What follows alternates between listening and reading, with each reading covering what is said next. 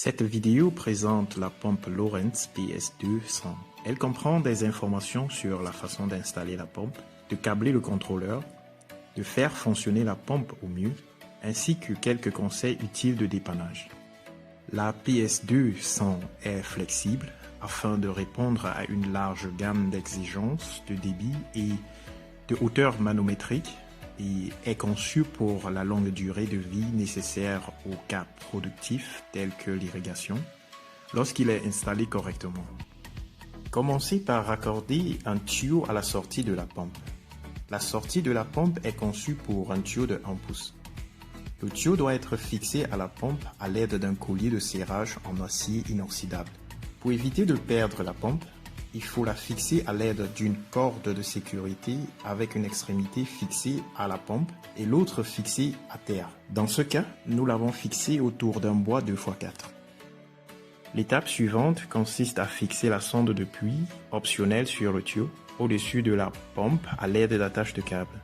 Le capteur de la sonde de puits garantit que la pompe ne fonctionnera que lorsque la pompe sera complètement immergée dans l'eau. Placez soigneusement la pompe dans l'eau, en vous assurant que la pompe est complètement immergée dans l'eau pour éviter de l'endommager. Tenez la pompe plutôt que le câble lorsque vous déplacez la pompe. De plus, évitez de faire fonctionner la pompe dans la boue. Le contrôleur peut être fixé au mur ou à l'arrière d'un module PV, à l'aide des écrous à rivets ou des trous. Voici un conseil utile. Essayez d'installer le contrôleur de manière que vous puissiez toujours voir les voyants lumineux. Il est recommandé d'installer un serre-câble pour ranger les câbles et réduire la force sur les fiches et les câbles lorsqu'ils sont déplacés ou pliés.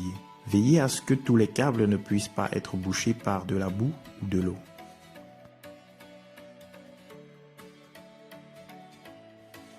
L'entrée A1 doit être utilisée pour le capteur de sonde de puits en option. Cette entrée a un délai de 15 minutes pour éviter des démarrages et arrêts inutiles qui réduisent également l'usure du système. L'entrée A2 est conçue pour allumer et éteindre la pompe à distance.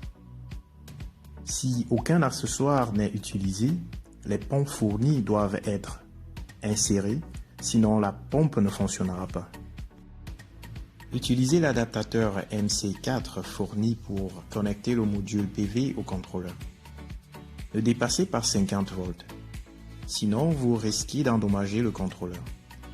La tension en circuit ouvert ne doit pas être inférieure à 24 volts.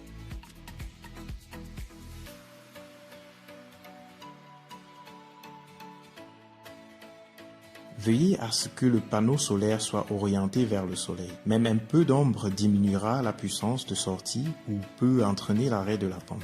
Ensuite, allumez la pompe. Si le voyant vert reste allumé, cela signifie que la pompe est en marche et que vous pouvez profiter de l'eau. Cela peut prendre quelques secondes pour remplir le tuyau avec de l'eau.